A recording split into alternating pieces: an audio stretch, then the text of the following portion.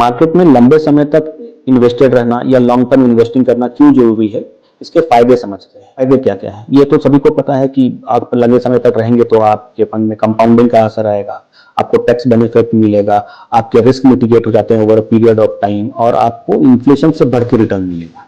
ये तो बेसिक चीजें हैं जो प्राय सभी को पता है ऑलमोस्ट। लेकिन अगर आप अभी के सिचुएशन को देखिए तो पिछले 18 महीनों में मार्केट में कोई रिटर्न नहीं बनाया है। एफआईआईज ने अपना पैसा विड्रॉ किया है, अभी एफआईआईज इन्वेस्टमेंट लोएस्ट है अपने टाइम का। इसके बाद जियो पॉलिटिकल सिचुएशन बिल्कुल भी खराब है ग्लोबली, मिडिल ईस्ट में वॉर हो रहा है, हमारे ऊपर टैरिफ्स लगाए गए यूएस के द्वारा। तो इन सब सिचुएशन के कारण मार्केट में कोई भी रिटर्न नहीं बनाया है और लोगों के बीच में एक पैनिक सा सिचुएशन है। लेकिन आप एक सिचुएशन लेते हैं 1995 से लेकर के 2004, उस समय क्या सिचुएशन थी इस लंबे पीरियड में, और इसी दौरान एक फंड भी लॉन्च हुई, उसके बारे में बाद में बात करें। इस दौरान पीरियड क्या था 1995 से 2004, इवेंट्स क्या क्या हुए थे।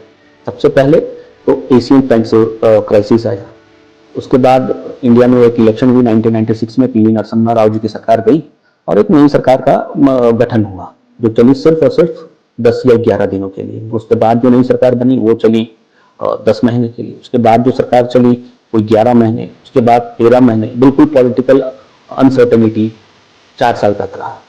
उसके बाद क्या हुआ, हम 99 में कारगिल वॉर में चले गए, फिर एक .com बबल आया, फिर यूटीआई का US 64 का क्राइसिस आया, पार्लियामेंट में अटैक हुआ, और इसी 1995 में एक फंड लॉन्च हुई HDFC के द्वारा, HDFC इक्विटी फंड। आज हम उसे HDFC फ्लेक्सी कैप के बारे में जानेंगे। किसी ने अगर 1 लाख रुपए NFO में इन्वेस्ट किया होगा तो एग्जैक्टली 1 साल के बाद उनका वैल्यू था सिर्फ और सिर्फ 71,000 या 72,000। उसके अगले साल उस फंड की वैल्यू थी 56,000 के आसपास। उसके बाद वो थोड़ी बढ़ी और 66 to 68,000 के बीच में वो वैल्यूएशन रही, और 4 सालों के बाद वो वैल्यूएशन था 92,000।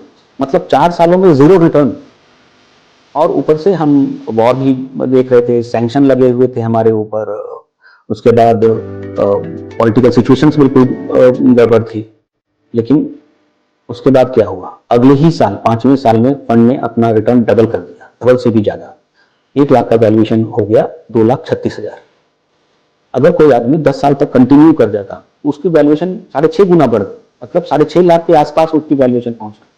और उसके 1 साल और अगर कोई आदमी 11 साल रुक गया था तो फंड ने 11 गुना कर दिया पैसा, मतलब 1 लाख का इन्वेस्टमेंट 10 लाख 70,000 के आसपास पहुंच। इसलिए लंबे समय तक बने रहिए,